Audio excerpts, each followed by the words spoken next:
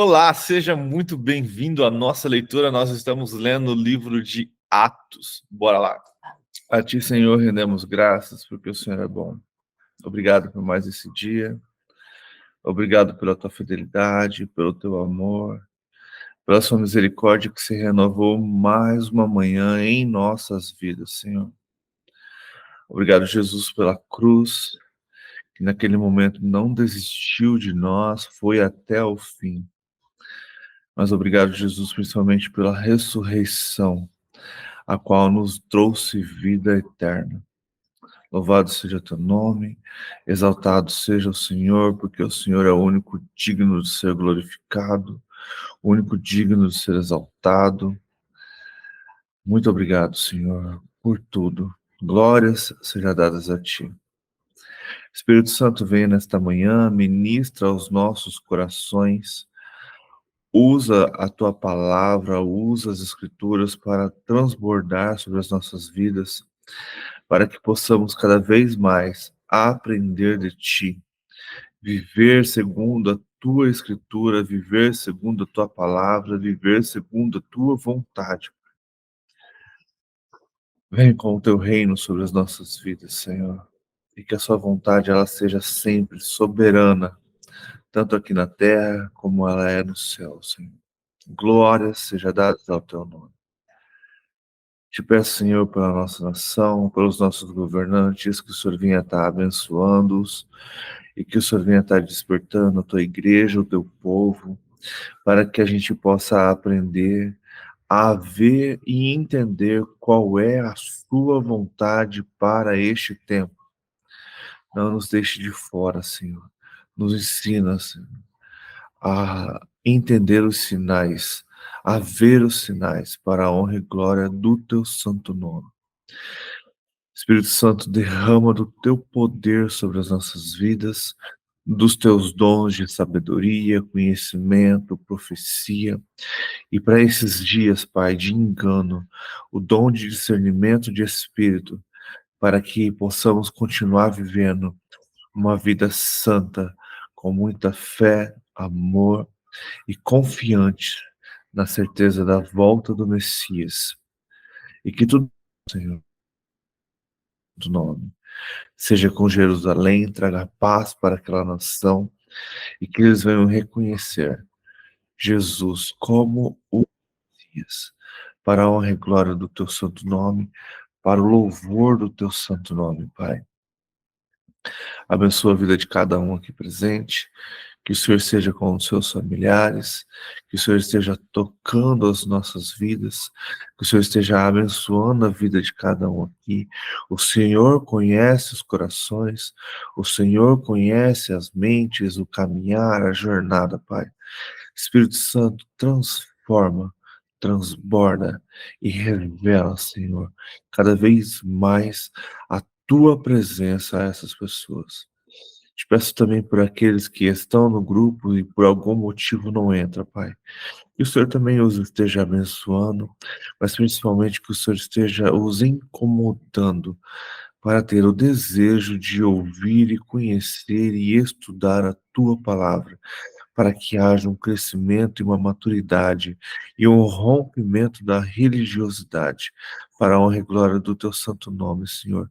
Desperta a tua igreja, desperta o teu povo para este novo tempo e que as pessoas possam realmente buscar intimidade contigo, Senhor. Que elas possam realmente conhecer a ti, Jesus, e poder te chamar de irmão verdadeiramente, Pai. E que tudo isso seja para a glória do teu santo nome, para que o Senhor seja louvado hoje e sempre. Amém. Bom dia, Cati. Hoje eu acertei. Bom dia. Bom dia.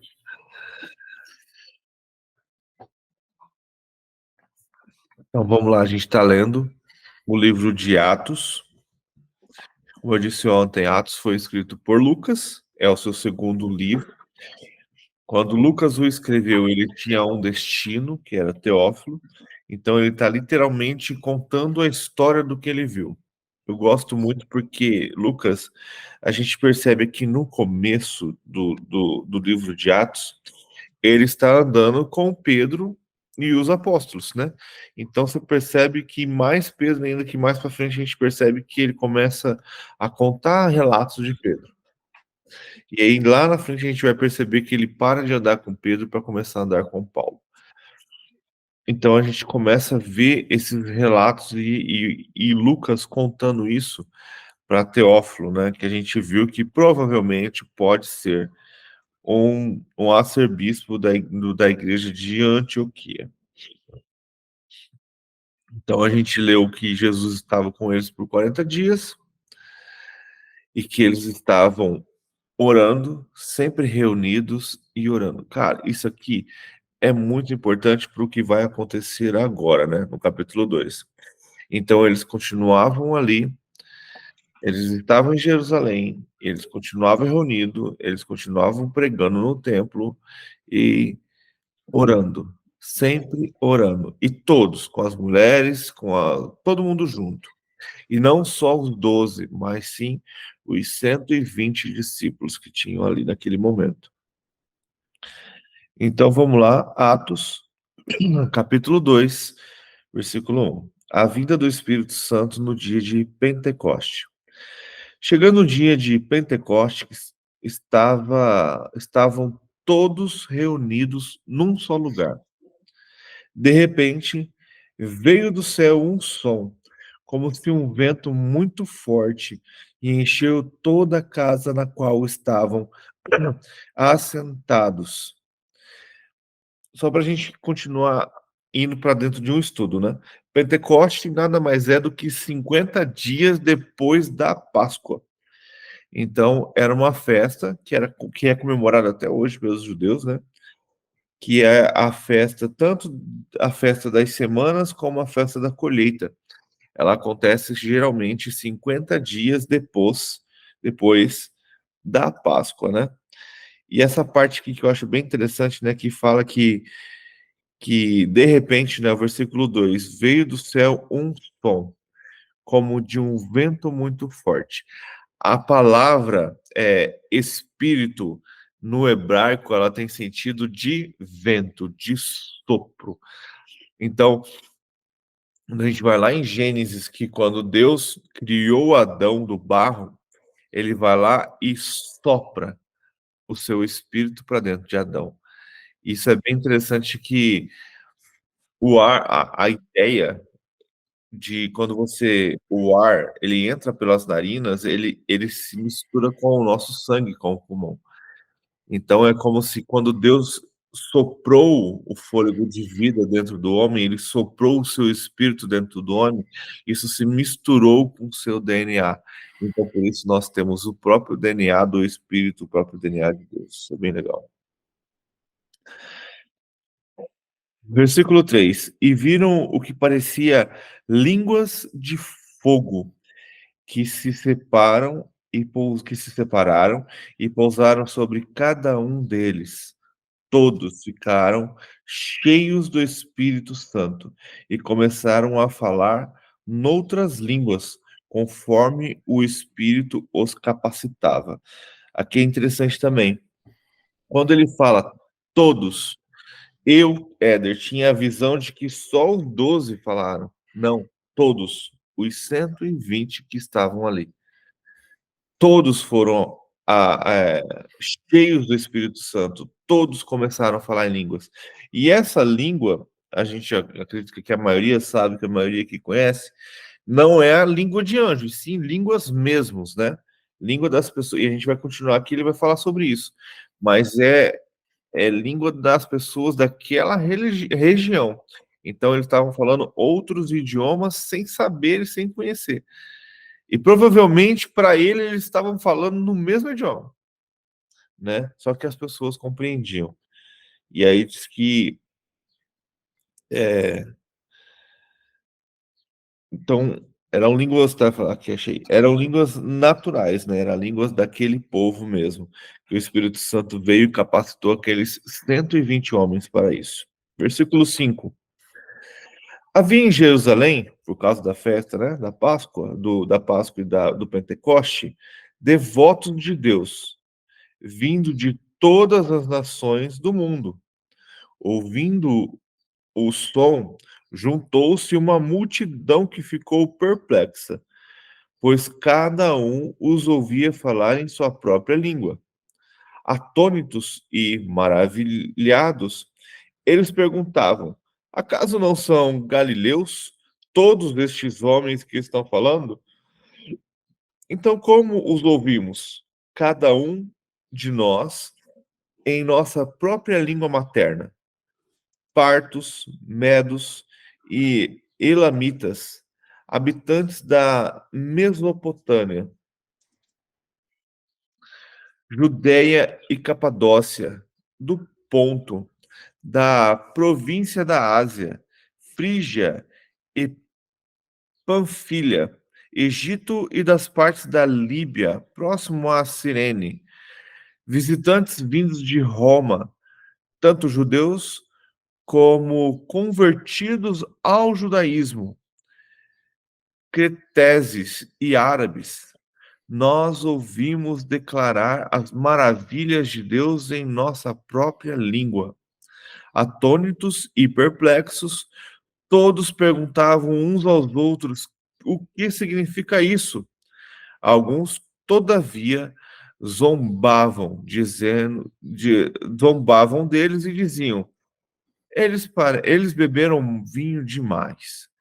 Então, você vê a quantidade de gente que tinha ali em volta e a quantidade de idiomas diferentes que tinha ali.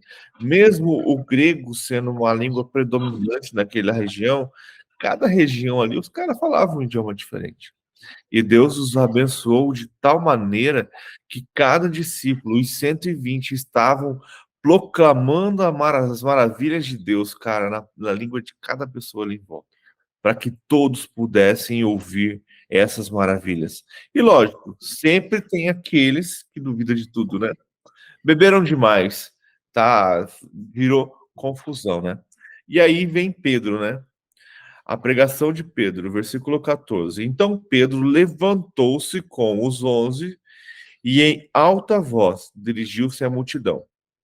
Homens da Judéia e todos os que vivem em Jerusalém, deixe-me explicar-lhes isso.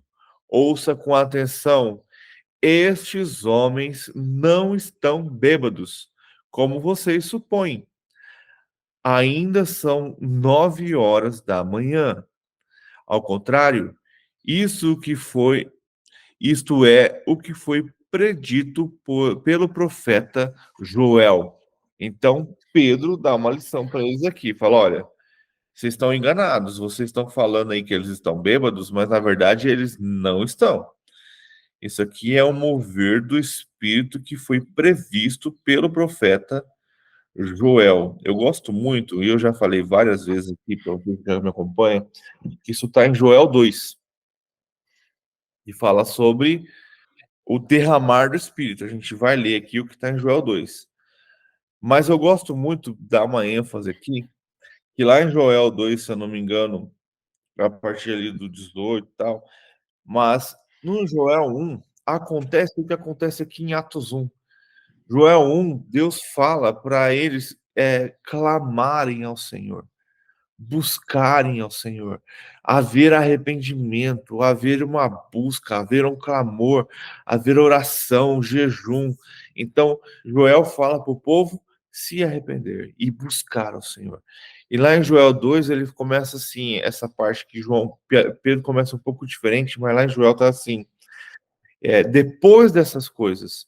Então, depois de eles terem clamado, buscado, leia depois Joel 1 e 2, buscado, clamado, orado, cara, aí sim veio o derramar, virá, né, na verdade, o derramar do Espírito.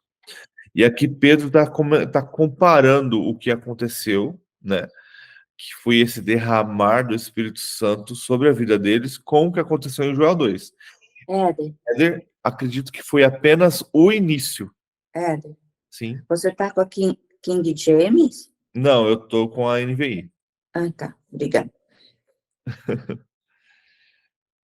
E aí, eles estão lá, o que aconteceu lá em Joel? Então, Pedro vai declarar aqui, do 17 ao 21. Ele começa assim: nos últimos dias, diz Deus, esse começo aqui está diferente lá em Joel. Ele fala: derramarei o meu espírito sobre todos os povos. Eu vou ler, depois eu volto. Os seus filhos e as suas filhas profetizarão, os jovens terão visões, os velhos terão sonhos.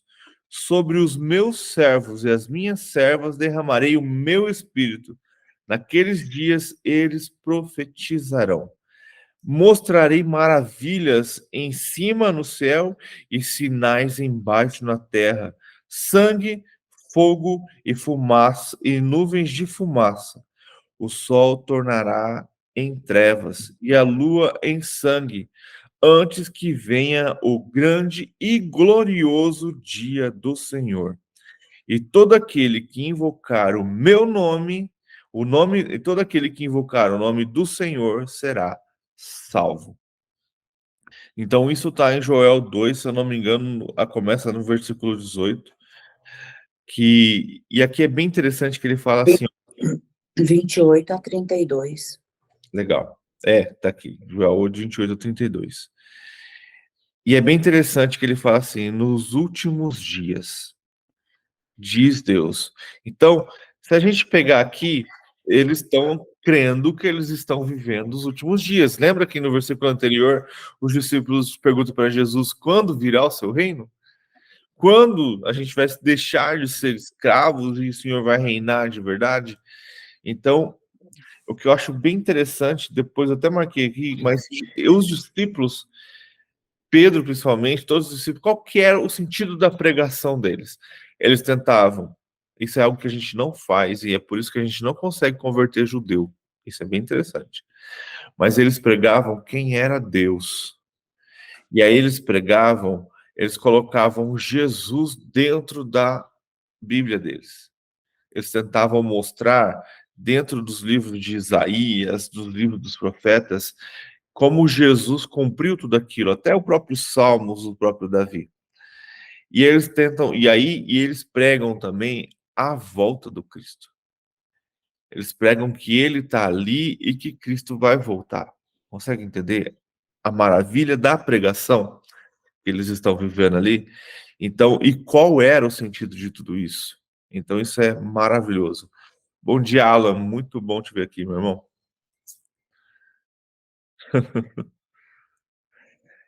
E aí, então, o que ele tem aqui? Ele tem o derramar, que ele fala aqui que o Senhor vai derramar o Espírito sobre todos os povos. Então, eu não vejo, neste momento, se cumprir toda a profecia de Joel, e sim uma parte, que é quando o Senhor vem e começa a se derramar do Espírito. Então eu vejo que desde aquela época até hoje está havendo esse derramar, mas o derramar do poder verdadeiro, que é o que a gente continua aqui, que os filhos e filhas profetizarão, os jovens terão visões, os velhos terão sonhos, isso vai acontecer sobre todos.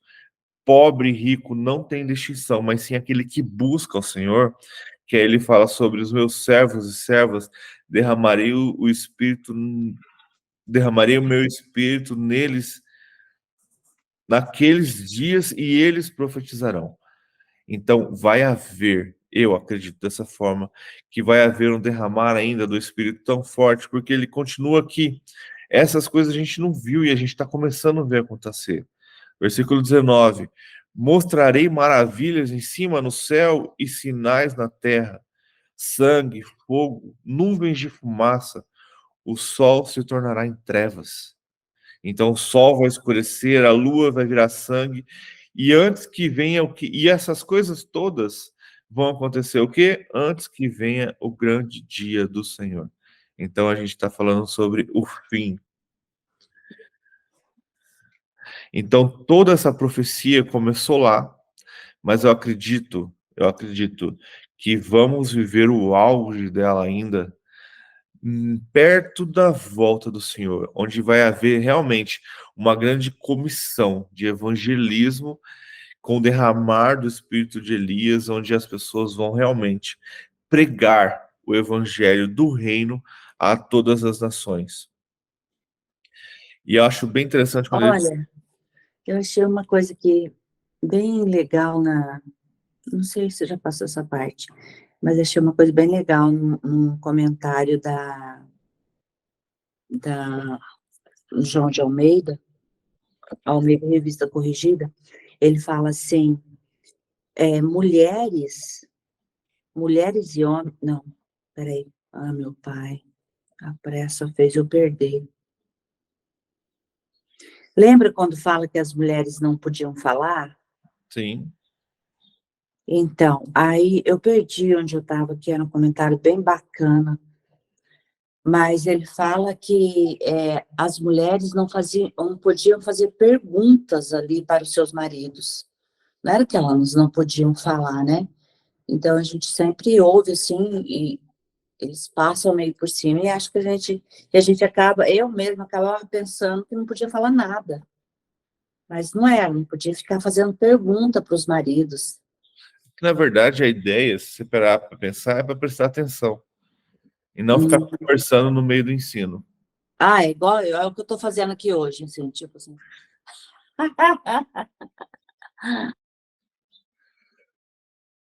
Então, voltando, ali no finalzinho do 20, quando ele fala assim, quando todas estas coisas acontecerem, então vem então todas essas coisas vão acontecer antes que venha o grande e glorioso dia do Senhor. Só para deixar bem claro, por que é grande e glorioso?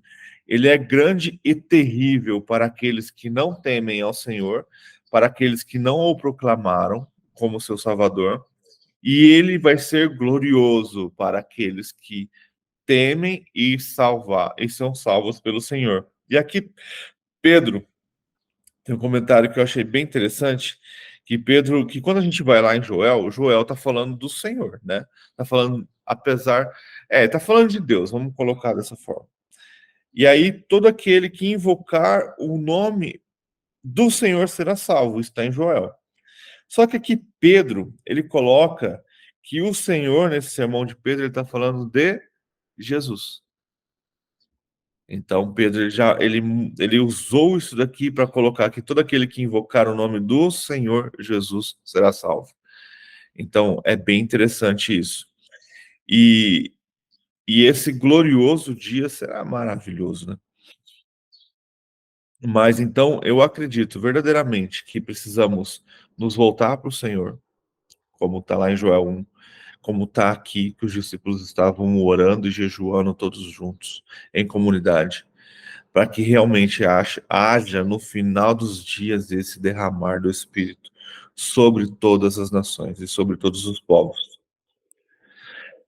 22. Israelitas. Pedro continua sua pregação. Ouçam estas palavras.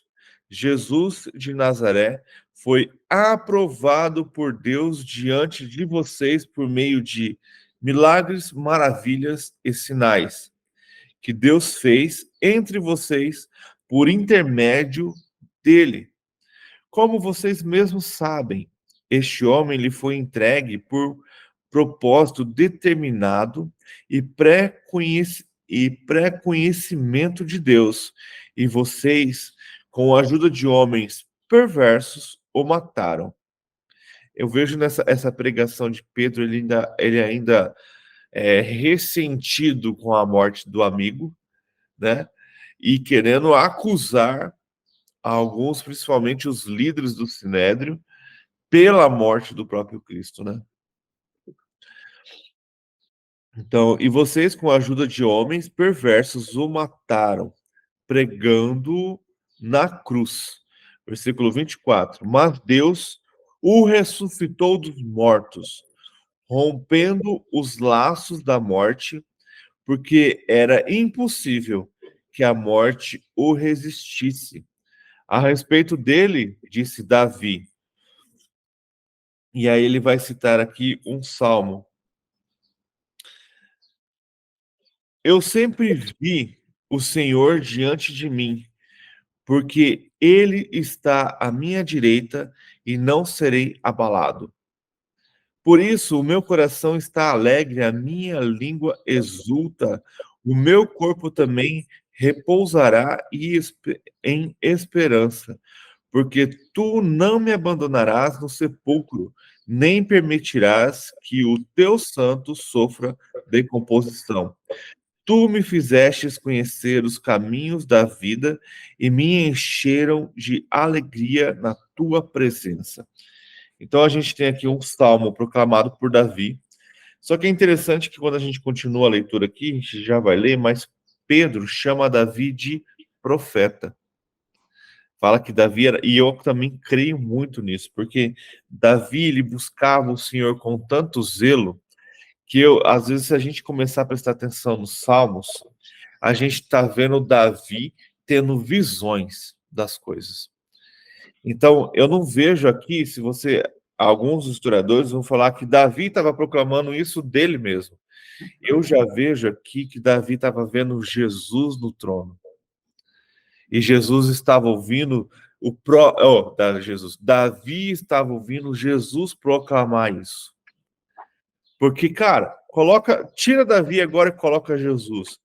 Eu sempre vi o Senhor diante de mim.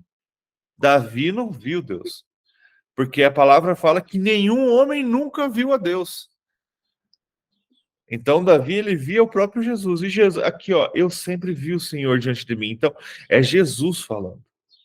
Porque ele está na minha direita. Então, Jesus está à direita do Deus Pai. E aí, por isso, eu não serei abalado. Por isso, o meu coração está alegre, mesmo com tudo que aconteceu. E a minha língua exulta. Então, minha língua clama ao Senhor, adora ao Senhor. E o meu corpo também repousará em esperança. Porque tu não me abandonarás no sepulcro. O corpo de Jesus, Você está além... em Salmos? Está em Salmos. Além do corpo de Jesus repousar em segurança. Olha que interessante. Por que, Éder?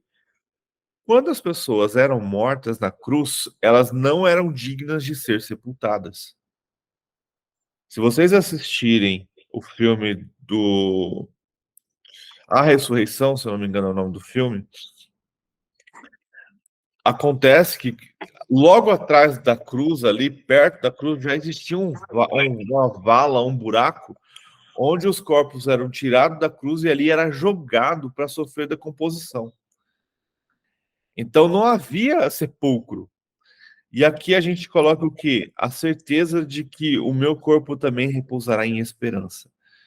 Então, o corpo de Jesus foi pedido a Herodes, e Herodes deu o corpo para os discípulos ali, e eles enterraram. Então, o corpo de Jesus, sem a sua presença, sem o Espírito, sem a sua alma, repousou durante 3 dias em segurança. Porque, continua no 27, porque tu não me abandonarás no sepulcro. Então, a certeza também de que o Pai o ressuscitaria, o traria de volta. Nem permitirás que o teu santo sofra decomposição.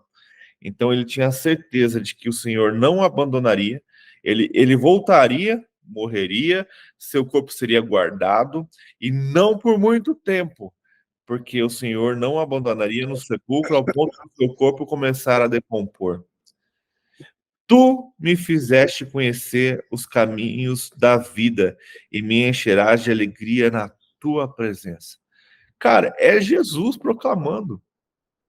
E Davi vendo essa proclamação e ó, rabiscando. É igual quando a gente tem ali no Salmo 22, quando ele fala Eloi, Eloi, lama sabachthani, por que me abandonaste, Senhor? Cara, não é Davi, é Davi vendo Jesus proclamar o que ele falou ali na cruz. Então, quando Pedro fala aqui no versículo 30 que ele era um profeta, eu também acredito nisso. Que Davi ele tinha tanta intimidade com o Senhor, ele buscava o Senhor com tanto zelo, que ele via essas coisas. E Deus o permitia ver essas coisas. Versículo 29. Irmãos, posso dizer-lhes com franqueza que o patriarca Davi morreu e foi sepultado. E o seu túmulo está entre nós até o dia de hoje. Mas ele era profeta e sabia que Deus lhe prometera sobre juramento que colocaria um de seus descendentes em seu trono. Prevendo isso, falou da ressurreição de Cristo, que não foi abandonado no sepulcro e cujo corpo não sofreu decomposição. Deus ressuscitou esse Jesus e todos nós somos testemunhas deste fato. Exaltado à direita de Deus, ele recebeu do Pai o Espírito Santo prometido e derramou o que vocês agora veem e ouvem. Pois Davi não subiu aos céus, mas ele mesmo declarou. E aí a gente vai ver aqui mais um salmo, mais uma declaração de Davi. O Senhor disse ao meu Senhor: sente-se à minha direita, até que eu ponha, até que eu ponha os teus inimigos como estrado para os teus pés. O que eu acho interessante aqui? Aqui, Pedro fez uma declaração bem interessante. Ele falou que Davi não subiu aos céus. Então, Davi o seu corpo foi enterrado, decompôs, morreu, acabou. E eu acredito que a nossa alma fica esperando.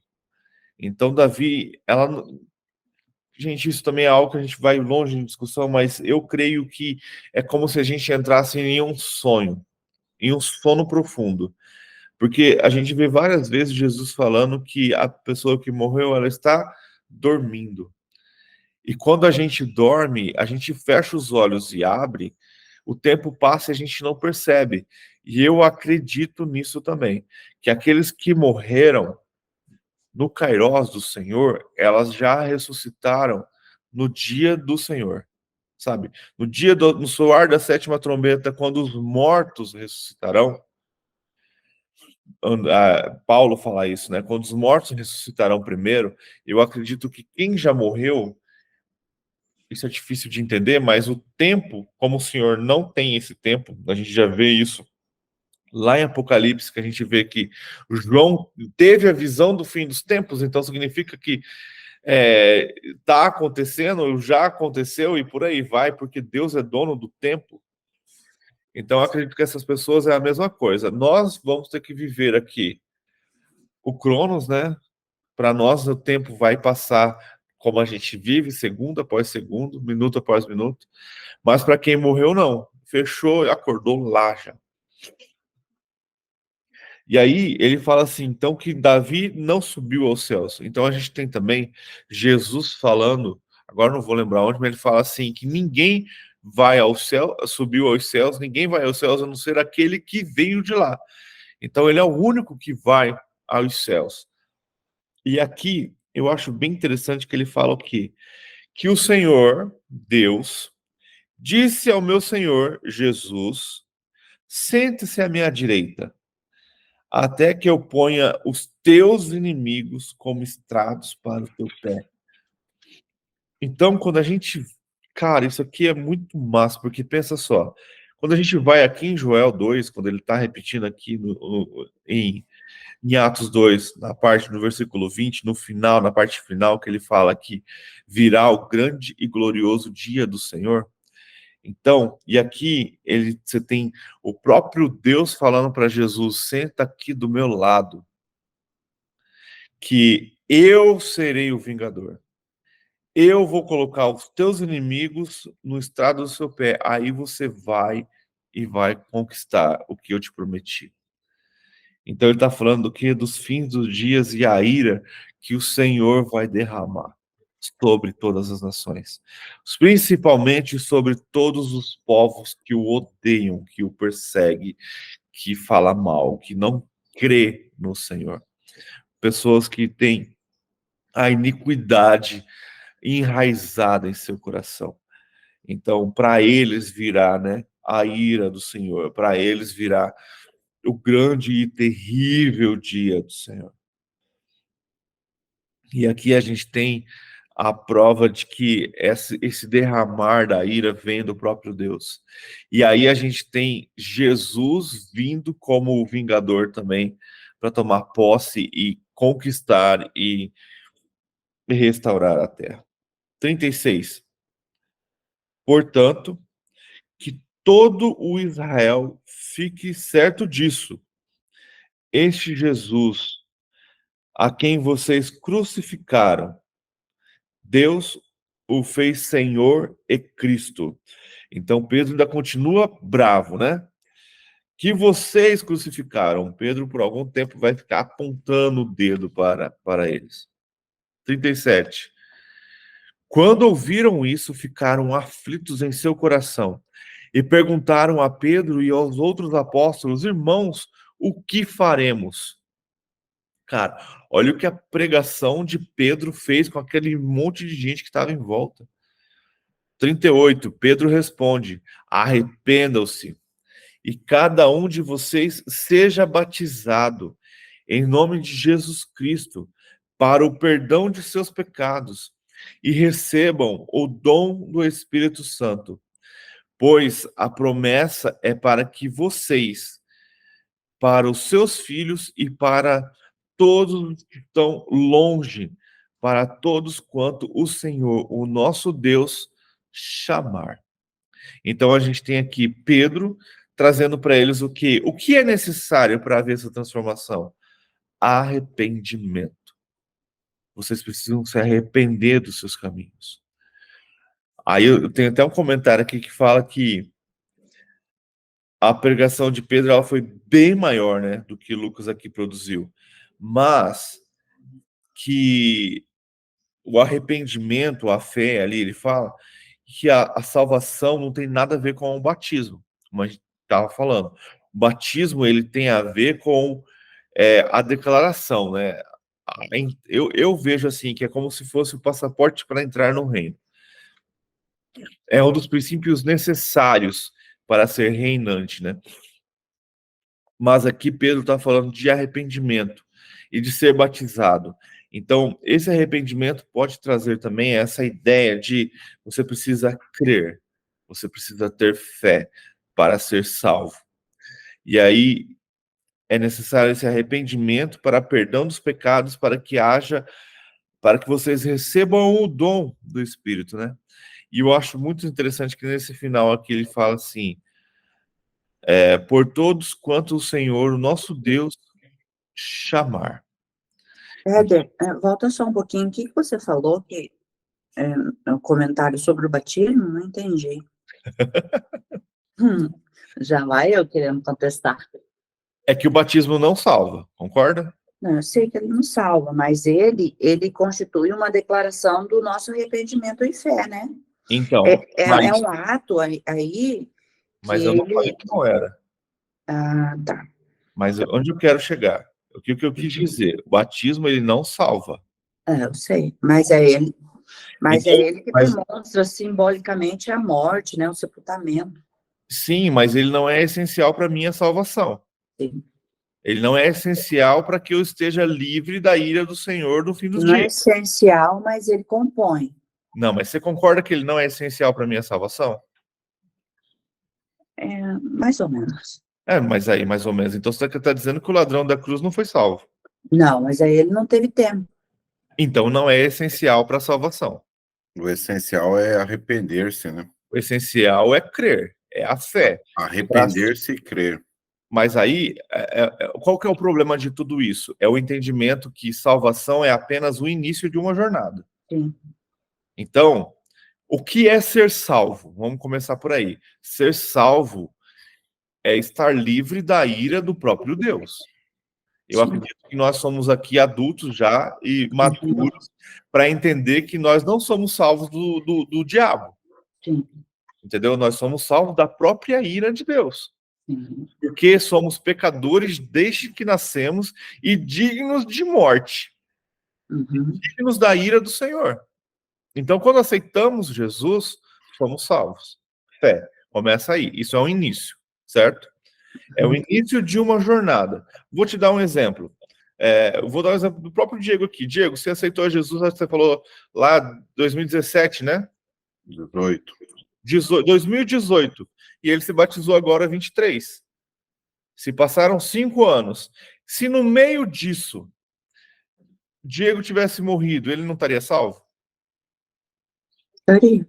Entendeu? Então, não estou desmerecendo o batismo, eu estou separando as coisas. Então, o batismo, a salvação é o início da jornada.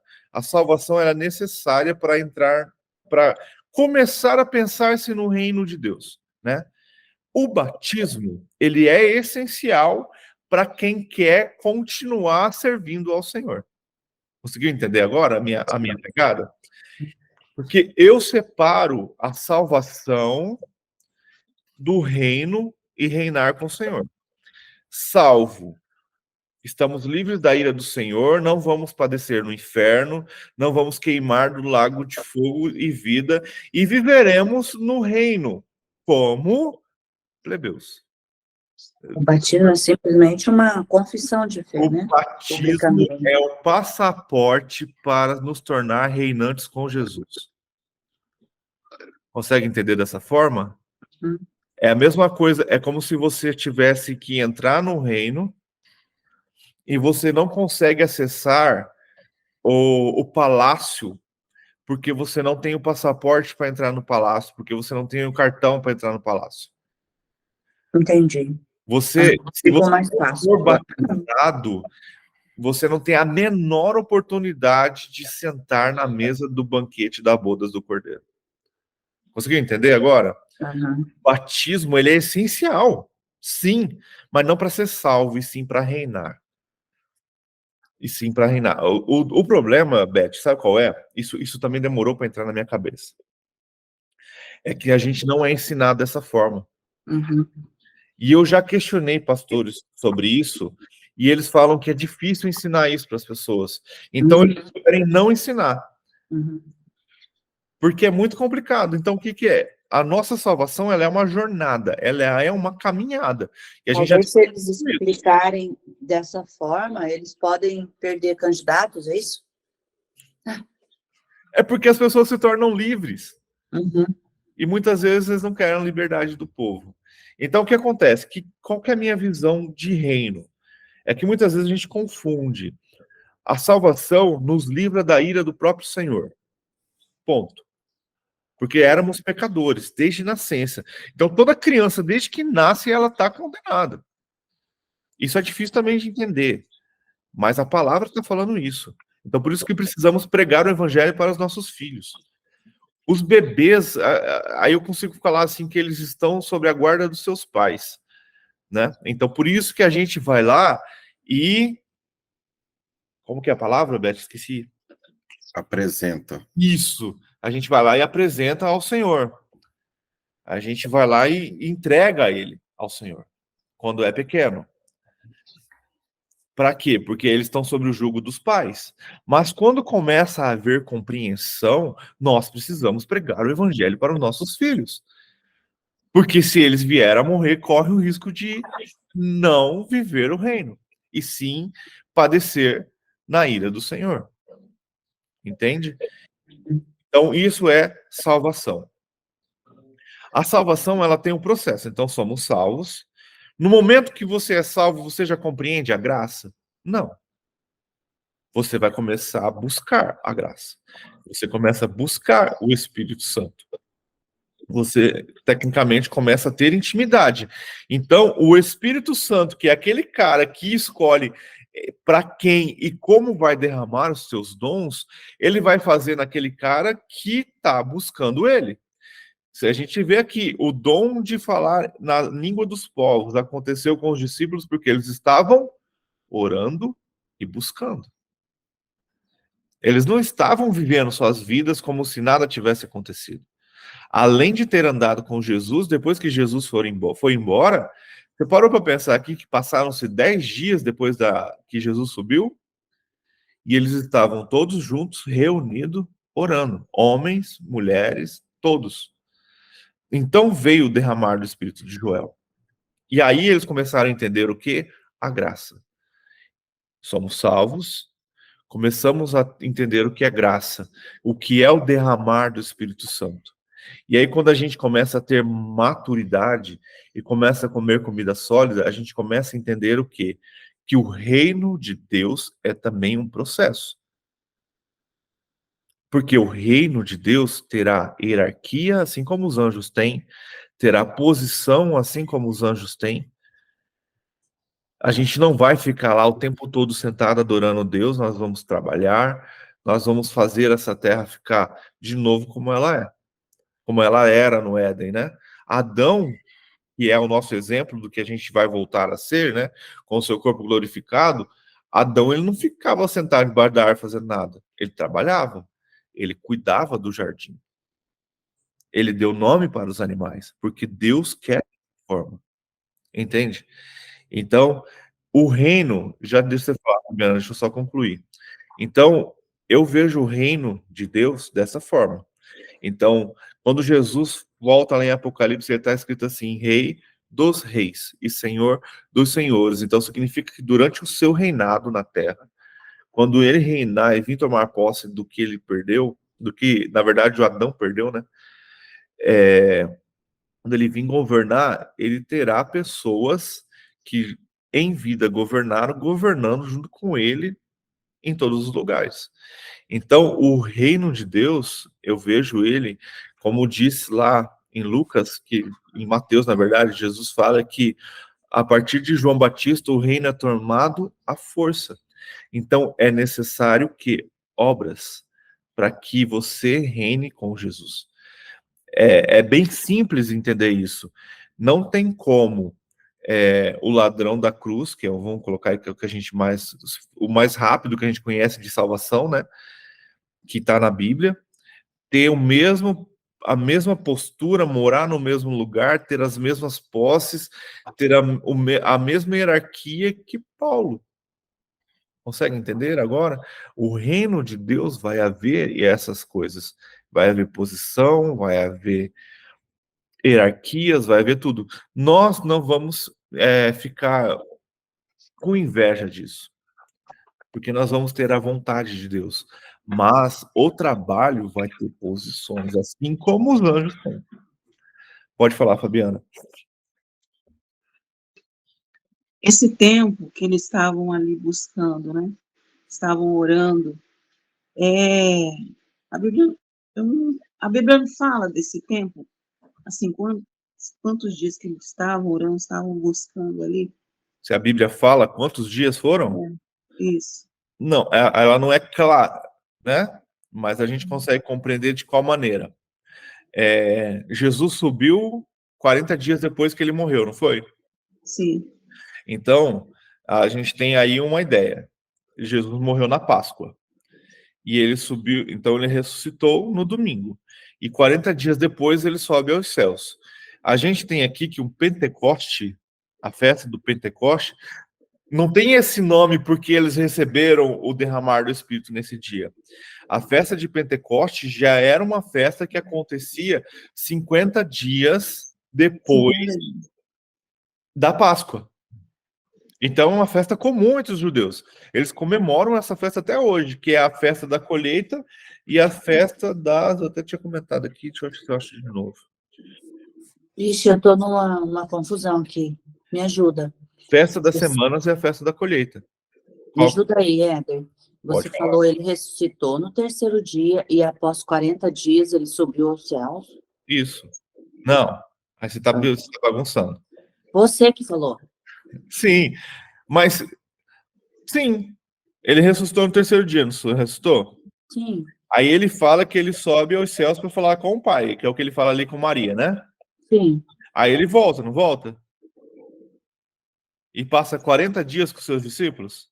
Nessa parte eu não sei, eu não lembro disso. Como assim, Beth? A gente leu ontem em Atos. 40, ele volta à Terra? Ué, Beth, Jesus passa 40 dias com os discípulos. Cadê? A gente leu ontem isso. Meu Deus do céu. É... Eu não estava dormindo. Eles ficaram esses 50 dias orando? Não, Fabiano, 10 dias. 10 dias. Porque depois, cadê? Aqui, ó, Galileu, aqui, ó. Então, tendo. Tá no começo aqui de Atos. O Senhor, nesse tempo, então eles estavam reunidos e perguntaram: Senhor, quando é esse tempo? Depois do sofrimento de Jesus, apresentou-lhes e lhes deu muitas provas de que ele estava vivo. Então, eu estou em Atos 1, tá? No comecinho ali. Então, Jesus apresentou-se a eles e deu muitas provas de que ele estava vivo. Apareceu-lhes por um período de 40 dias. Atos 1, versículo 3. Falando-lhes acerca do reino de Deus. Então, o que acontece? Jesus morre na cruz, é sepultado, certo? Aí, no terceiro, aí o que acontece ali no meio tem muita conjectura. Se ele vai para o inferno ou não sei. Não vou te falar isso porque eu não tenho essa certeza. Ressuscita ao terceiro dia. E aí ele tem um encontro com Maria. Então Maria agarra as pernas dele. Ele fala: não me detenhas, porque ainda não fui ao Pai. Mas vai lá e fala para os discípulos me esperarem na Galileia, porque vou os encontrar lá. E aí, quando ela sai correndo, vai falar para eles, e aí eles vão. Isso, Pedro e João já tinham ido lá no sepulcro e não tinham visto nada. Isso está em Lucas. Aí o que a gente tem? Então Jesus volta, então Jesus vai ao Pai, né? O que ele vai fazer lá a gente não sabe, é o que está lá em Deuteronômio 29, não cabe a nós saber, mas ele vai ao Pai e aí ele volta. Achei um comentário aqui interessante. E aí ele volta e começa a andar com os discípulos. E aí ele anda com os 2 discípulos no caminho de Emaús. Aí Sabe que eu não tinha isso, né, em mente? Na minha mente, ele tinha subido e estamos esperando a volta até hoje, olha só. Não.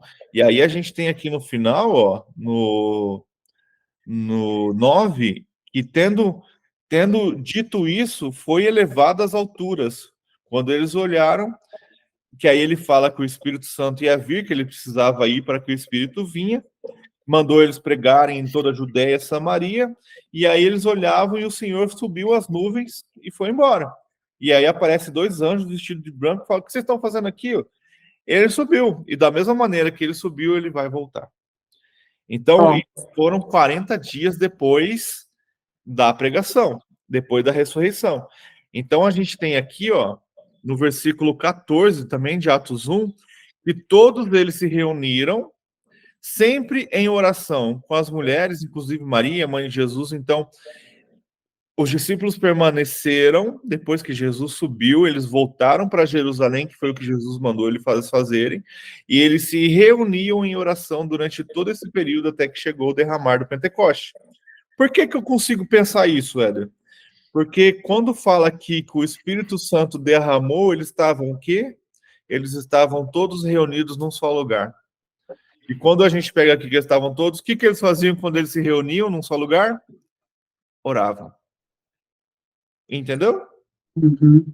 Então, provavelmente, eles passaram esses dias quando Jesus foi elevado, subiu aos céus, até o derramar do Espírito Santo no Pentecoste, se reunindo e orando, e buscando o Senhor. Caraca, aprendi um monte. Você viu como que a gente passa batido por cima dessas coisas? Uma coisinha assim, mas é 40 dias. Nossa, valeu. Pode continuar. Desculpa, eu cortei a Fabiana, não é? Fala, Alan. O Éder, uma pergunta talvez besta, mas é uma pergunta. Não existe pergunta besta. O batismo católico, né? Ele é feito ali quando é criança, né? Então, vamos lá, não vale? Qual que é o entendimento disso? Meu entendimento, tá? Eu vou te explicar historicamente também o que acontece. Por que a Igreja Católica batiza a criança? Por este medo da criança morrer e não ser salva. Então, eles acreditavam, eu não sei, se você prestar atenção, eu já fui, tá? Então, eu vou dizer com um pouco de conhecimento, na Igreja Católica não existe o que a gente chama de apelo. O que é esse apelo? É fazer você confessar Jesus Cristo com a sua boca. Eu aceito a Jesus como meu Senhor e Salvador. Isso não tem. Isso não tem. E não é ensinado isso também. Então, o que acontece? Então, existe um concílio, um consenso, que isso é da história, não vou saber dizer para você quem foi que fez isso e quando, mas a ideia de batizar o bebê é de que se ele vir a morrer, ele seja salvo, entendeu? Então, eles trazem essa ideia de que o batismo do bebê é salvação. E existe uma linha teológica também que acredita que, porque não é só o católico que batiza bebê, tá? Os presbiterianos também batizam bebê. Então, eles acreditam que a ideia que quando Jesus ensinou o batismo é a mesma ideia da aliança da circuncisão que teve com Abraão. Porque a circuncisão de Abraão, ela acontecia também na época de bebê, 7, 8 dias. Então, aí, quando a criança era circuncisa, ela entrava na aliança, então, tecnicamente, ela estava salva, ela estava com o Deus Pai. Então, traz essa ideia. Eu, Éder, hoje, com um pouco de conhecimento que eu tenho, o que eu penso do batismo? Eu tenho uma filha de 9 anos de idade, e ela vive falando que quer se batizar, e eu não deixo. Por quê, Éder? Porque eu preciso que ela tenha compreensão do batismo. Consegue entender agora? Então, eu, Éder, penso assim, o batismo, ele é uma consequência. O batismo, ele é uma... Baixa a câmera para eu ver o rostinho inteiro.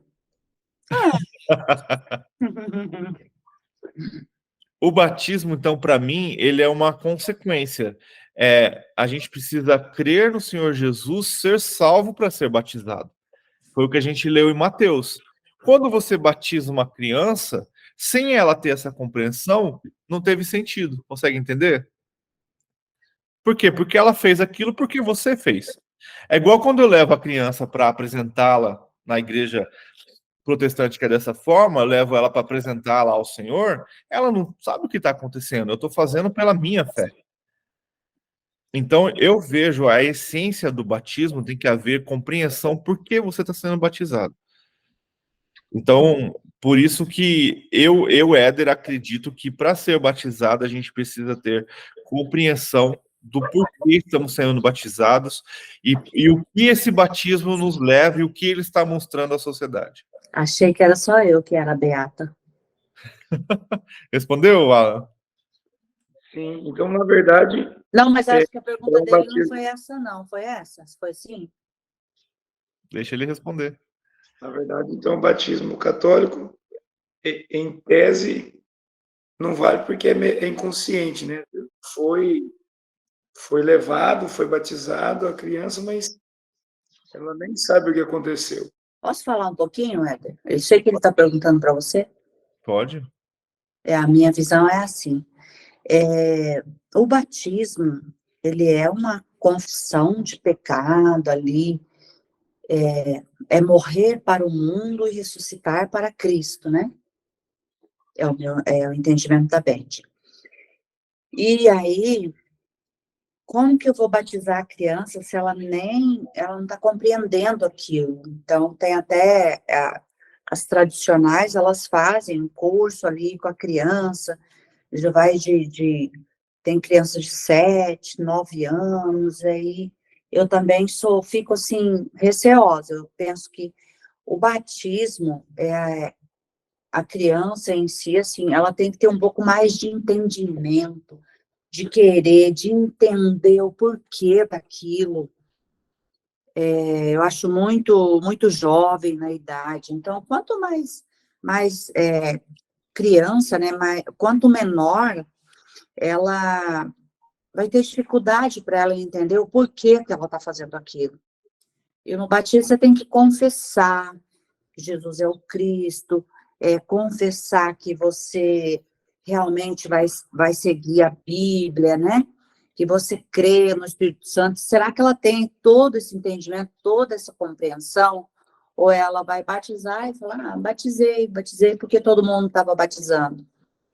Então, precisa haver um entendimento. E ela é muito jovem para entender. Mas, ó, vou dar... pode falar, Diego.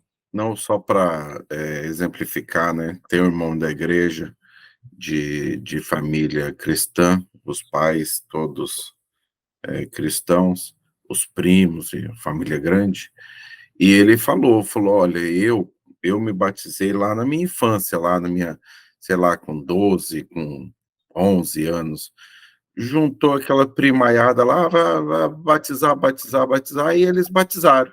Ah, tá tudo batizado. Mas ele falou que ele veio ter a experiência com o Senhor lá na sua adolescência, lá no final da adolescência. Ou seja, então o batismo para ele foi meio que nesse contexto. Foi um banho d'água. Foi um banho d'água, né? Mas a experiência mesmo, ela veio bem mais tarde, né? Então, tem isso, né? Mas, Alan, eu penso assim, cara, busca do Espírito. Entendeu? Busca conhecimento do Espírito, busca conversar, porque eu nasci também em igreja católica e até os meus 16 anos frequentei lá, então tem todo esse processo também. Fui crismado, fiz a primeira comunhão, fiz todo esse processo. Hoje, com 41, que eu tenho um esclarecimento muito diferente do que eu tinha naquela época. Hoje eu posso te dizer assim, que é o que eu faço com a minha filha. O batismo você precisa ter discernimento do que está fazendo. Entende? Pois sim, é que deixa a gente intrigado, porque, em tese, o católico é a religião, acho que uma das mais antigas, não é? Não era para ser uma das mais completas, sei lá. Em tese não, meu irmão. Por quê? E vou te falar que nem a protestante é, cara. Nenhuma é. Todos cometeram erro no caminho. Por quê? Porque todos são homens. Todos são homens e todos são falhos. Então, se a gente pegar, se você começar a estudar a história da igreja, o que acontece? A gente não tem consciência de que esses caras que a gente está estudando aqui agora, esses discípulos, por exemplo, eles eram judeus. Eles não eram cristãos. A palavra cristão veio muito tempo depois e como chacota, na verdade. Olha, o seguidor desse Cristozinho, entendeu? Isso era a palavra cristão. Até que ela se tornou forte.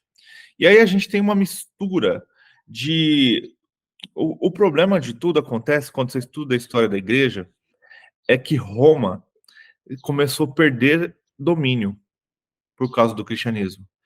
E aí, então, ali, Constantino, ele se converte e ele transforma a Igreja do Caminho, né, que seriam os cristãos hoje, na religião dos romanos. Mas eles se ajuntam e misturam as suas fés. Então, a gente tem uma mistura do cristianismo que era pregado naquela época. Isso aconteceu, os discípulos todos já tinham morrido, então as coisas já tinham um pouco se perdido, porque isso é 100, 200 anos depois de Cristo. Então a gente tem uma mistura dos deuses romanos com a pregação dos discípulos. Então quando há essa mistura, cara, muita coisa se perde e muita coisa começa a ser transformada. Não ofendendo nem nada, mas, por exemplo, assim, ó, vou colocar aqui para você um exemplo bem simples sobre padre hoje não pode casar, correto? Mas ele podia. Sabe quando que o homem colocou que o padre não podia casar? O que acontecia? O padre, ele se tornava... ele era dono... naquela época não existia um dono só. Então ele era dono daquela paróquia, dono daquela igreja, correto? Ele se casava e tinha filhos. Quando ele morria, o que acontecia com toda a riqueza que a igreja tinha arrecadado? Tinha que dividir entre a mulher e os filhos. Não pertencia à igreja. Então, isso começou a gerar confusão, começou a gerar brigas, começou a gerar perda tecnicamente, para a instituição da igreja. Então, começou-se, aí foi declarado, não lembro quando, mas se a gente estudar um pouco a história, a gente vai descobrir que era proibido o padre casar por isso. Não é porque está na Bíblia. Aí, lógico, eles usaram o que Paulo fala, que é melhor que não case. Entende? Mas não é o que Paulo está falando. Paulo está falando, ó, é melhor que não case. Porque quando você não casa, você tem muito mais tempo para se dedicar ao Senhor. Jesus, por exemplo, não foi casado. Então ele tinha todo o tempo para se dedicar ao Senhor. E ele fez o ministério dele que ele fez por não ser casado. Quando você casa, você tem uma responsabilidade, correto? Você tem uma família agora. Você não pode tomar atitudes sem pensar na sua família. Você não pode falar assim, eu vou pregar lá na Índia amanhã. Não, você tem que conversar com a sua esposa, você tem que conversar com a sua filha, você tem uma família agora. Então, isso delimita. Então, o Paulo estava falando sobre isso. Se você quer ser missionário, quer levar a palavra, é melhor que não case. Mas é preferível que case do que se abrase, né? Então, eu prefiro que você case do que você ficar fornicando aí, do que você ficar se esquentando e não casar. Então, é bem complicado. A história, não estou falando da Igreja Católica, estou falando de toda a igreja. A história da igreja, da morte dos discípulos, até a de João, que foi a última. Até hoje, cara, muita coisa se perdeu. E muita coisa foi distorcida. Vou te dar um exemplo, assim, para não ficar falando só de um lado. Lutero, quando resolveu se separar da Igreja Apostólica Romana, porque ele acreditava que precisava se ler a Bíblia. Lutero, quando aí ele tirou alguns livros e acrescentou e ele queria tirar Tiago da Bíblia, porque ele não concordava com o que Tiago falava. Depois ele se arrependeu e colocou Tiago de volta na Bíblia. Aí o que ele fez? Ele pregava contra os judeus. Lutero queria que todos os judeus morressem porque os judeus mataram a Cristo. É o que Pedro está fazendo aqui agora. Pedro está bravo com os judeus por ter matado Jesus. E aí Lutero chegou a escrever uma carta de próprio punho, assim, falando que todo judeu que não aceitar Jesus tem que morrer. E você sabe quem que usou essa carta? Hitler. Hitler usou esta carta para causar o Holocausto. Então o que acontece? São homens falhos. Tem um grande historiador também que eu descobri esses dias que chama Calvino, João Calvino, que é um dos caras que tem a teoria de salvo ou não salvo, briga entre ele e João Armínio, isso é teologia. Mas esse João Calvino, ele matou um rabino messiânico, porque o rabino foi contestá-lo e duvidá-lo porque o rabino não acreditava na Trindade. E por isso ele colocou o cara na fogueira. Então, o que acontece? Cara, a história da igreja, a gente tem que se aprofundar na Bíblia. Porque, cara, em muitos detalhes ela se perdeu, em muitos detalhes o homem colocou a mão, sabe? Em muitos detalhes deixou ali, mas prefere não acreditar. Então, eu parto para a premissa que eu sempre falo aqui, entre tudo que eu estou falando e o que está na Bíblia, sempre fique com o que está na Bíblia. Então, isso que eu estou te falando pode gerar dúvida no seu coração, comece a estudar, vai no YouTube e procura a história da igreja, e vê os dois lados, vê as pessoas, começa a buscar entendimento, e começa principalmente, quando você vai buscar entendimento, fala, Espírito Santo, me revela a verdade, porque eu quero saber. E aí isso vai esclarecendo para você entendeu? Então, o que acontece? A igreja ela é formada por homens e homens cometem erros. E aí a gente tem ali em Apocalipse, cara, a história que mostra que a igreja ela se perdeu de um ponto e ela vai se perder mais ainda, tá? Quando eu falo igreja, estou falando tudo, tá? Que ela, além de virar apostasia, que é se separar de Deus, que a gente tem ali Jesus falando que estou à porta e bato na igreja de Laodiceia, que fala que ela é morna, e tem uma outra passagem que ele chama a igreja de sinagoga de Satanás. Por quê? Porque Jesus já não está mais lá. E a gente está caminhando para isso. E isso dentro de igreja católica, protestante, seitas, o que você imaginar que tem o nome de igreja, elas estão caminhando para isso. Para esta apostasia, para essa separação do Senhor. para esse esfriamento, sabe? E isso é muito sério. E a gente precisa o quê? Cada vez mais estar firme na palavra. Isso que você está fazendo, que o Delay está fazendo, os dois que eu sei que são católicos, é algo que muita gente não faz, meu irmão. Que é ler a Bíblia, que é ter vontade de ler a Bíblia. Eu, quando era adolescente, e a minha avó, de vez em quando, eu pegava a Bíblia, ela falava, não lê isso não, que você vai ficar doido. Ô, Éder, Não lê que você vai ficar doido. E hoje ela tem razão, eu fiquei meio maluco, sabe? você que nasceu na igreja católica, eles falam que Não, eu nasci no hospital. a criança já nasce em pecado, é isso? Não, todos nascemos em pecado. Não é na igreja católica, não. A Bíblia fala isso. Peraí. Mas a Bíblia também ensina que o pecado não é hereditário. Não, todos nascemos em pecado. O pecado não é hereditário, mas existe demônios que familiar. Você já ouviu falar sobre isso? Ah, sim. Mas aí você está falando de O pecado. pecado não é uma violação da lei? Peraí. Aí você está falando que o meu pecado não tem nada a ver com o pecado da Isabelle. Concordo plenamente. Mas existe um pecado que vem do Adão e da Eva, que é a separação. O pecado é traição, ele não é herdado. Mas existe um pecado primordial, que é o rompimento do espírito, que foi Adão comer do fruto proibido. Mas como que o filho vai trazer a iniquidade do pai? Mas eu não estou falando da iniquidade do pai, Beth, eu estou falando do pecado primordial, a separação de Deus. É. Paulo fala assim, que todos somos merecedores de morte. Todos nascemos do pecado. A partir de que Adão cometeu o pecado, todos pecaram. Todos estão destituídos da graça. E por que lá em Mateus 18, 1-4, ele vai falar que... Vinde a mim todas as criancinhas. E a Bíblia ensina que as crianças são sem pecado. Que para entrar no reino de Cristo, nós temos que ser como ela. Compreensão do texto. Por que para entrar no reino? Aí entra de novo, salvação e reino. É. O que é necessário para você entrar no reino? Se esvaziar. Você precisa se esvaziar de você mesmo. E aí você acessa o reino. Concorda? E por que ele fala que precisamos ser como crianças? O que a criança é para o pai? Obediente, vazia, dispostas a aprender com o pai. Então, quando ele fala que precisamos ser como as crianças para que possamos entrar no reino de Deus, é ser... cara, essa passagem, uma vez eu aprendi sobre isso e é maravilhoso. O seu filho pequeno, como o Alan acabou de mostrar, ele se preocupa com as contas que tem que pagar? Ele se preocupa se vai ter comida na mesa ou não? Ele se preocupa se tem dinheiro para pôr gasolina no carro? Isso é ser como criança.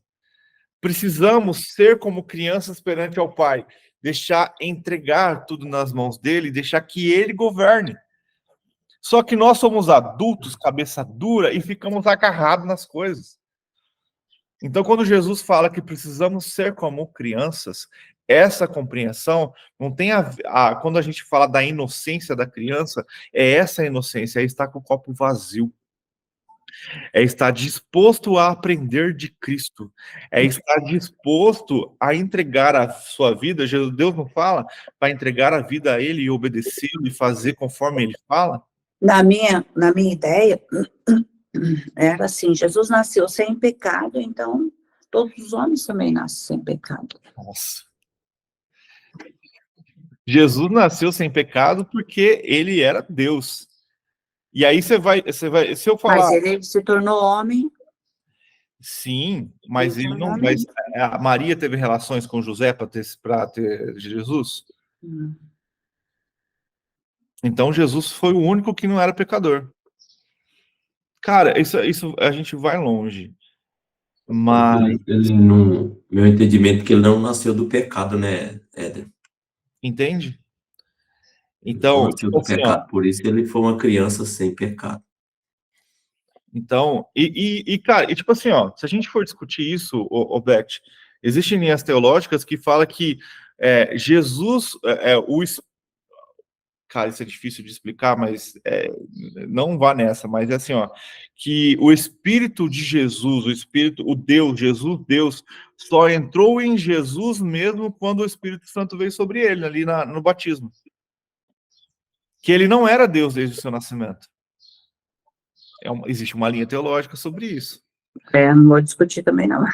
Existe uma linha teológica também que fala que não desde o ventre de Maria, mas depois que ele nasceu, sim, que veio o Espírito de Deus e pousou sobre ele. Só que aí a gente tem lá em Lucas que fala que quando Maria encontrou com a sua prima, João Batista vibrou dentro da barriga dele. Ele foi batizado com o Espírito dentro da barriga porque ele viu Jesus dentro da barriga de Maria. Consegue entender isso? Então, cara, existem muitas linhas, muitas ideias, mas precisamos entender algo. Precisamos pregar o evangelho para os nossos filhos. Se o bebê, se a criança de 1 ano, 2 anos, de 10, 15 anos, se ela vai ser salva ou não, depende da nossa vida e de Deus. É o que a gente estava falando ontem. Eu não sei quem é salvo e quem não é. A palavra fala que a gente conhece as pessoas pelos frutos, mas a gente tem tanto cristão detetive que a gente não sabe se ele é salvo ou não. Mas os frutos traz o quê? O reino. Eu consigo ver frutos que a gente traz parte de...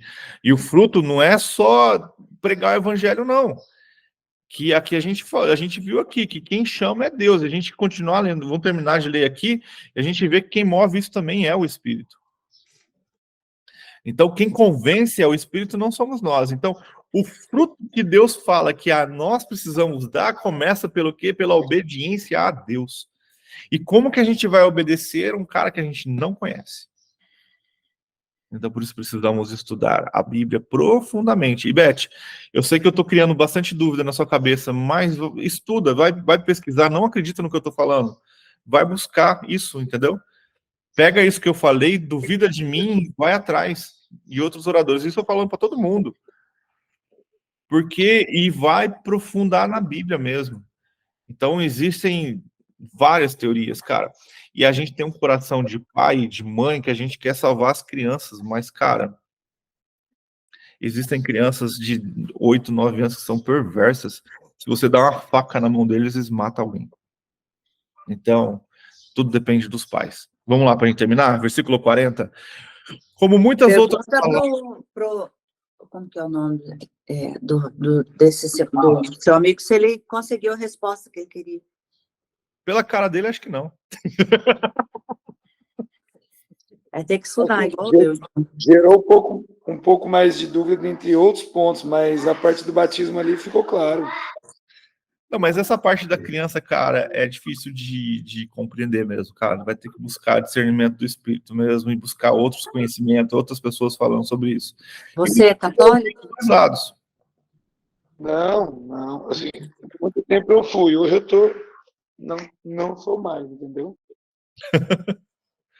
Já toquei na igreja, já ajudei muito, mas hoje não mais. Mas é igual muitos falam, perguntam para mim, né? Que igreja você vai? Eu falo, cara, não faz essa pergunta mais, não. Eu sou cristão, eu vivo Cristo, velho. Eu não estou preocupado com placa de igreja, nem com denominação, porque isso só me afasta da verdade. Você não frequenta uma igreja? Então, eu frequento. 2, 3, vou aprendendo um pouco mais em cada lugar. Igual eu estava falando. Domingo de manhã a gente cantou numa igreja que a gente vai, a Beth foi me procurar no final, não me achou, porque a gente acabou de cantar, eu fui para uma outra igreja beber outro líquido, entendeu? Fui lá e lá a gente fez uma EBD assim, cara, uma discussão incrível, cada vez aprendendo mais. Aí à noite estava lá no batismo do Diego, então, cara, placa de igreja não pode te segurar, isso é coisa de homem. O homem que falava essas coisas, por medo de perder o membro da igreja.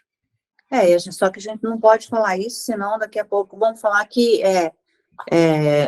não quer, a pessoa não vai querer ter um líder, né? Então fica meio... Tem gente que não consegue viver sem ser liderado. Mas aí entra a maturidade. Porque cada um é sacerdote de si mesmo. Sim. É muito do que o Pablo fala, né? Que a gente não precisa de um líder para se conectar. Sim.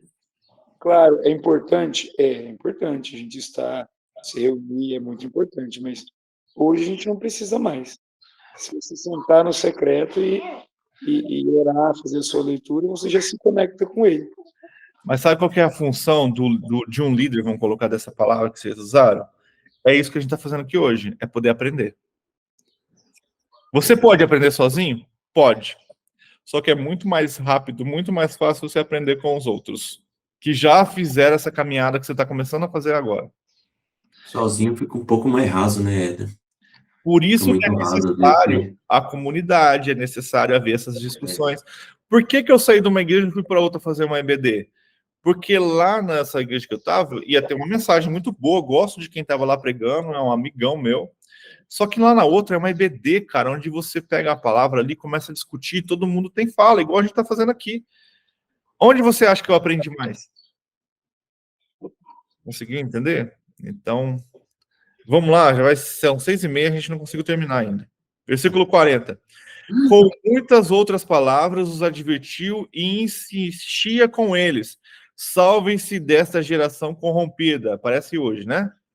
Os que aceitaram a mensagem foram batizados e naquele dia houve acréscimo de cerca de 3.000 pessoas. Nossa.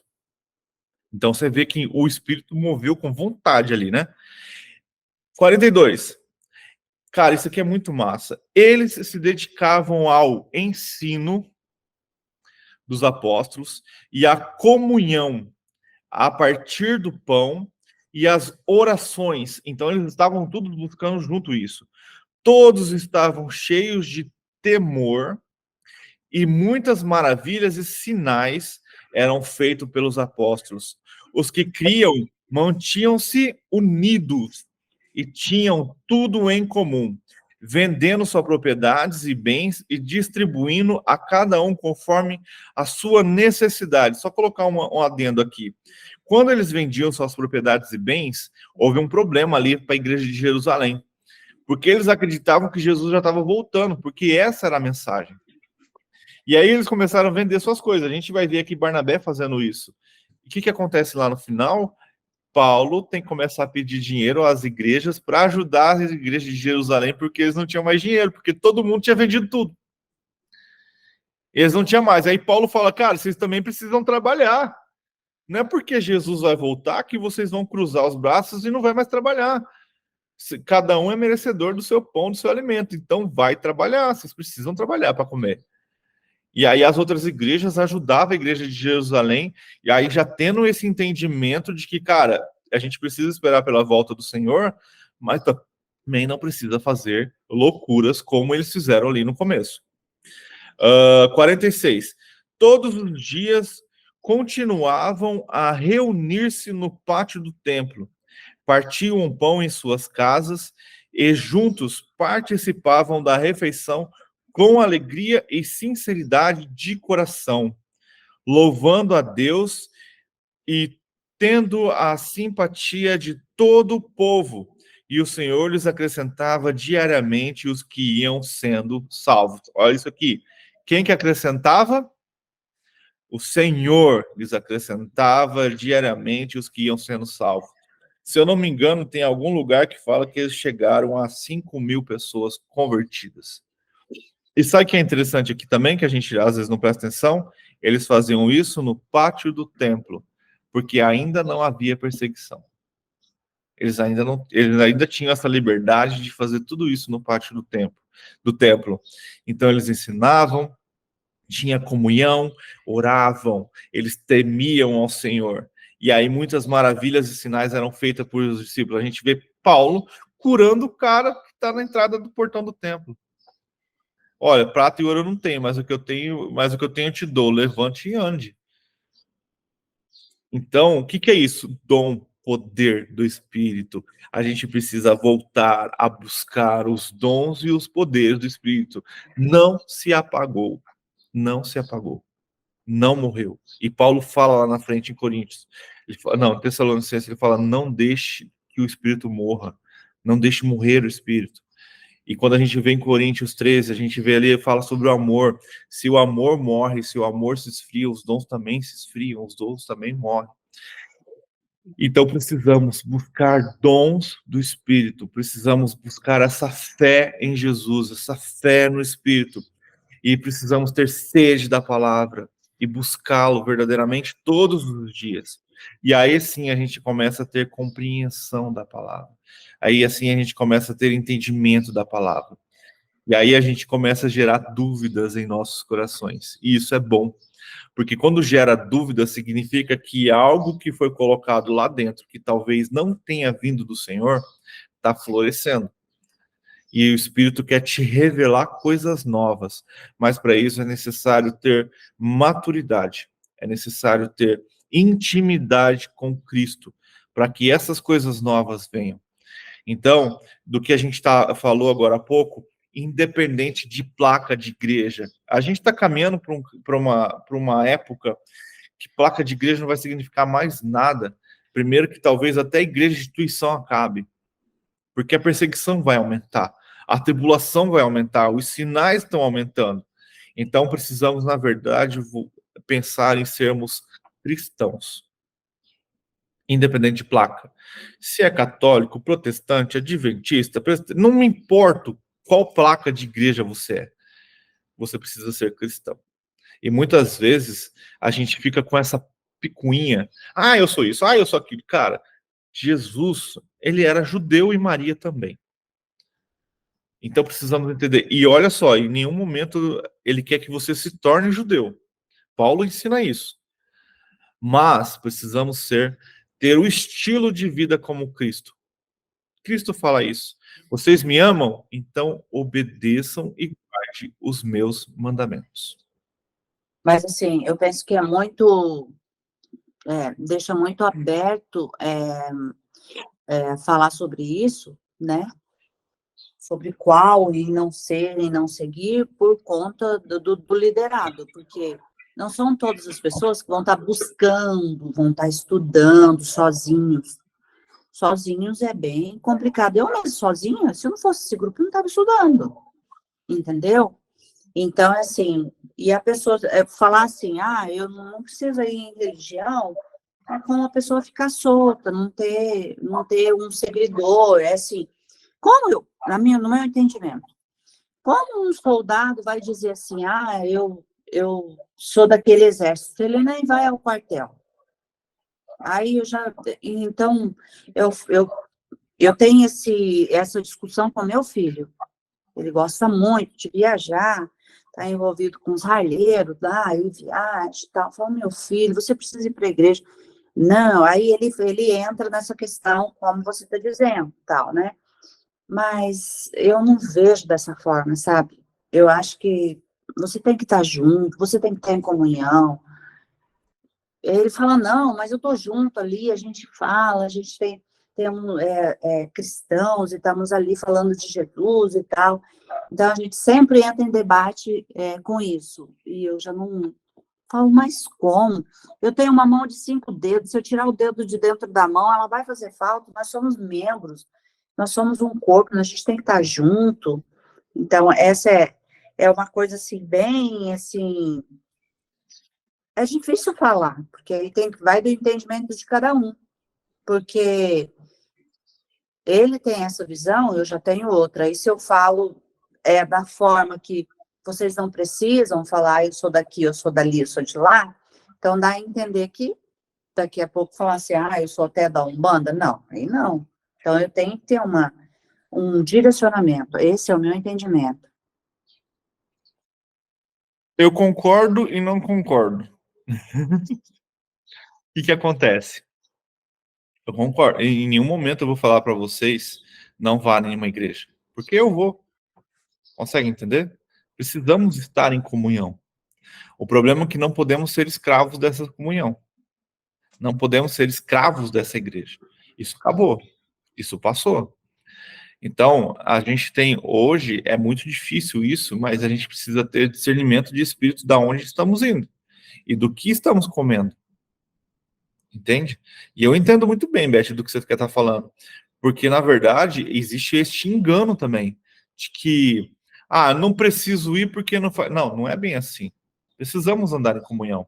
Só que vai chegar o tempo de que isso não vai ter mais. que esta reunião aqui vai ser super perigosa para todos nós. Porque pode muito bem aqui entrar alguém infiltrado e começar a denunciar todo mundo. Isso vai acontecer.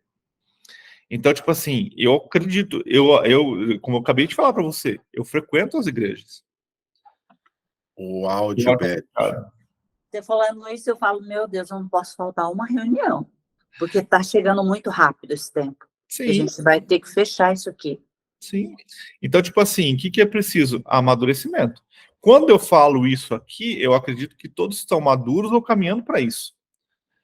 E isso que eu estou falando, por exemplo, dos poucos que eu não conheço, eu sei quem segue e eu sei que está ouvindo isso.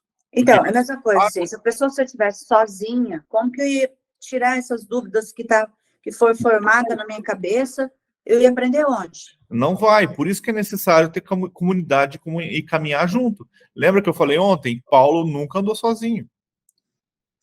Não tem como andar sozinho, mas tem muita gente que acaba tendo essa visão, e eu entendo. Então, o que cabe a nós é deixar que o Espírito Santo convença. É o que a gente já falou para você. É o seu filho, você não vai convencer. E se você já bateu várias vezes, aí vai ficando cada vez mais calejado.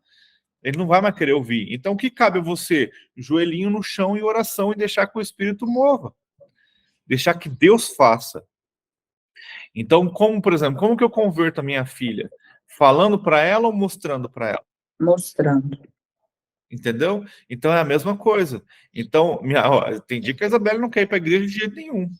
Tchau, Fabiana. A gente já vai encerrar também. Então, precisamos ter essa comunhão, precisamos ter esse entendimento do que realmente é. E precisamos saber também, que igreja estamos frequentando? Tem falado de Cristo? Tem preservado a família? A base, o alicerce tem a ver com a família? Tem pregado Cristo? Ou lá só fala sobre o homem? Então, precisamos também ter esse discernimento. E isso a gente só ganha estudando. Pregado a Bíblia toda ou só a parte do lencinho? Tem pregadores que pregam 30 sermão a vida inteira deles. O Beth, quando eu passei a frequentar a igreja que eu estou atualmente, eu tinha escolhas de só ficar lá escutando e sentado, mas eu, graças a Deus, decidi também por colar em algumas pessoas que estavam num outro nível, entende? Comecei a frequentar, por exemplo, grupos às vezes se reunia na casa, por exemplo, para um trabalho específico, tá, eu estava lá. Poderia eu ficar só na igreja? Poderia. Mas eu acredito que muito nesse tempo de 2018 até hoje foi buscando isso daí. Então, assim, só o fato de você ir não quer dizer muita coisa. Ajuda. Principalmente para quem está perdido, não sabe para onde vai. Aí, ali sim, é um porto seguro, é algo muito bom. Mas concordo, mas aí eu falo para você que eu só estou nesse grupo porque eu estou com fome. Senão não estaria aqui. Então, mas aí é o que eu estou falando. Depois de um certo tempo, aí você tem que fazer as escolhas e buscar do alimento. Porque senão vai ficar a vida inteira sentada num banco de igreja. Mas a ideia de maturidade é essa. O que a criança faz? Você põe comida na boca dela. O que um adulto faz? Ele caça. Então, precisamos disso. E, infelizmente, nem todos vão mover para esse lado. Isso dói meu coração muito, vocês não têm ideia. Mas nem todos vão partir para esse lado. O que a gente faz? Ora e intercede. Continua chamando, mas com cuidado para também não ofender e afastar. Mas a gente está aqui. E vamos embora. E eu tô com sede, como a Beth falou. Aqui eu tô bebendo, o resto do dia eu tô bebendo, tô buscando conhecimento e não posso parar. Por quê? Porque é o que a gente falou, Jesus está voltando, ele está nas portas. E se a gente ficar nessa mesmice de achar que não importa o que façamos, já estamos salvos, beleza.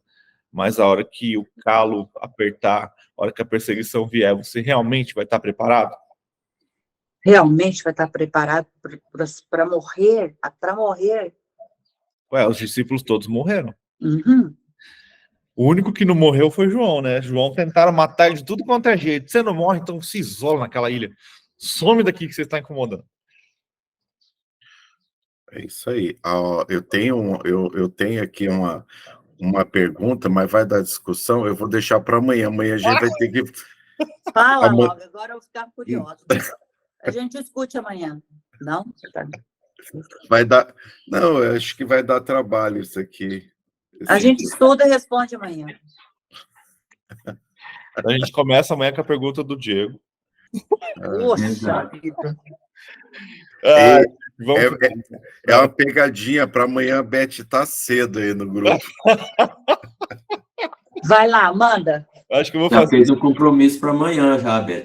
Amanhã você não pode faltar. Não vou. Manda a pergunta não agora, vou- que eu Você sei que vai, eu tenho vai problema ter com a pergunta do ansiedade. Diego. Não vou falar, não. Não, eu Aí tenho amanhã- problema com ansiedade. Você já começou, por favor. Não vai nem dormir, aí é bom que você levanta cedo. Não vai nem dormir. Oh, não, não, acho que vai dar Não, pano deixa para para amanhã, manga, vamos Beth. encerrar. Vamos encerrar. Vamos encerrar, que tá tarde. Senão a gente começa de novo aqui e vai até amanhã. Diego, agora para a gente finalizar, por favor. Sim. Seu nosso Deus, ó Pai amado, obrigado, Senhor, obrigado por mais um dia que o Senhor concede a nós, ó Pai. Ô, Paizinho amado, somos gratos, ó Pai, porque o Senhor tem colocado este momento em nossa vida, ó Pai, um momento de dedicação, estudo à Tua palavra, ó Pai. Pedimos, ó Pai, que o Senhor, através do Seu Santo Espírito, ó Pai, que o Senhor dê o dom de discernimento, ó Pai, das palavras, ó Pai, que o Senhor abra os nossos olhos, os olhos espirituais para aquilo que o Senhor quer que nós aprendamos, ó Pai, com esse estudo, ó Pai. Paizinho amado, queremos pedir, ó Pai, por todos aqueles que estão no grupo, mas não estão tendo a oportunidade, ó Pai. De uma certa forma, ó Pai, esteja com seu espírito incomodando, ó Pai, para participar desse grupo, ó Pai. Queremos, ó Pai, através desse grupo, ó Pai, que o seu nome seja exaltado, ó Pai, que o seu nome seja glorificado, ó Pai. Que o seu Santo Espírito, ó Pai, venha fazer a diferença, ó Pai, em nossas vidas, ó Pai. Dê o discernimento, ó Pai. Faça-nos, ó Pai, a degustar este alimento, ó Pai. Que nós não fiquemos apenas no raso, ó Pai, que nós possamos aprofundar cada vez mais, ó Pai. Ser conosco, ó Pai, neste dia, ó Pai. Dê-nos a sabedoria, ó Pai, de sempre estar buscando o teu entendimento, ó Pai, aquilo que o Senhor quer para as nossas vidas. Nós oramos, ó Pai, agradecidos em nome do seu Filho amado, Jesus Cristo. Amém. E assim a gente finaliza a nossa leitura do capítulo 2 de Atos e como a gente aprendeu com o derramar do Espírito Santo sobre aqueles discípulos e como esse derramar acontece até hoje e algo maior ainda está por vir, como isso é maravilhoso. Então que você tenha uma vida excepcional, esteja com a gente ao vivo para que você coloque as suas dúvidas e também acrescente o seu conhecimento a nós e que Deus possa te abençoar verdadeiramente todos os dias e te dar sede da palavra do Senhor.